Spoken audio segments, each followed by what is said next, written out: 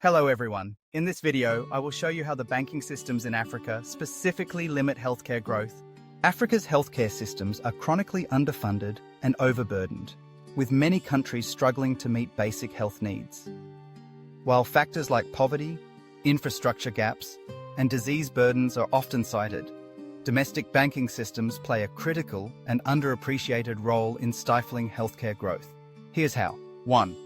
Restricted access to capital for healthcare providers. High-interest loans and collateral demands.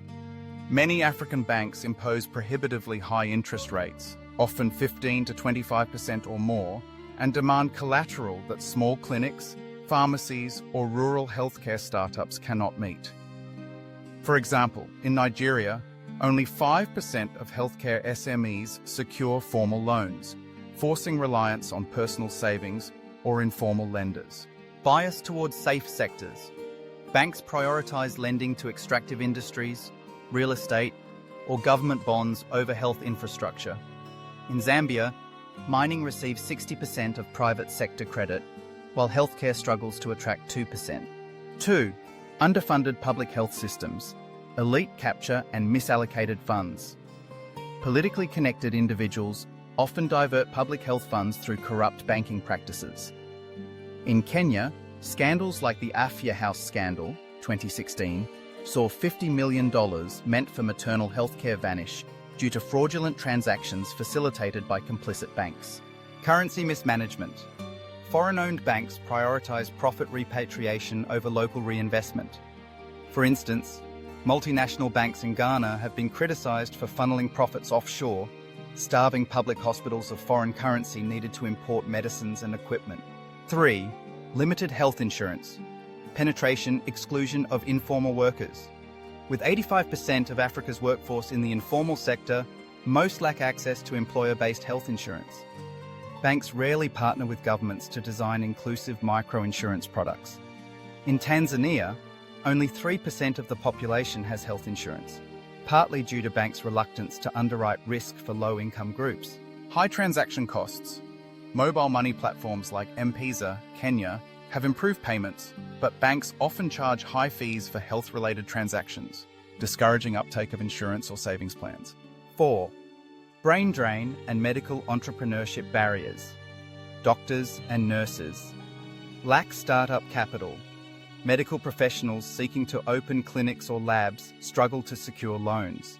In Uganda, 70% of healthcare startups fail within 2 years due to lack of financing. Brain drain incentives. Poor pay and underfunded public systems push healthcare workers abroad. Remittances sent via banks generate fees for financial institutions, creating perverse incentives to sustain immigration trends rather than invest in local health systems. 5. Weak health infrastructure. Investment short-term lending mindsets. Banks favour short-term returns over long-term health projects. Building a hospital or manufacturing vaccines requires decades-long investment horizons, which most banks avoid. For example, Ethiopia's public-private partnership to build cardiac hospitals stalled for years due to lack of bank participation.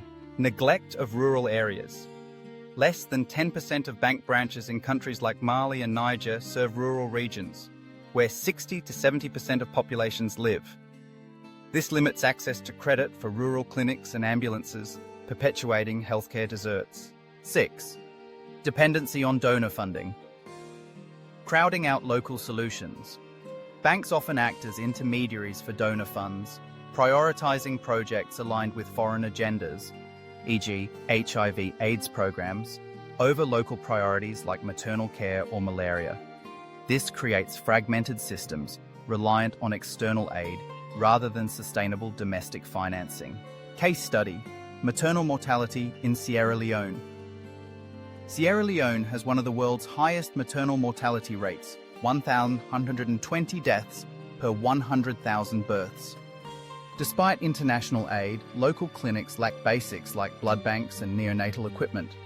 Domestic banks lend less than 1% of their portfolios to healthcare, while charging 22% interest for equipment loans, effectively pricing out life-saving investments. Pathways to reform.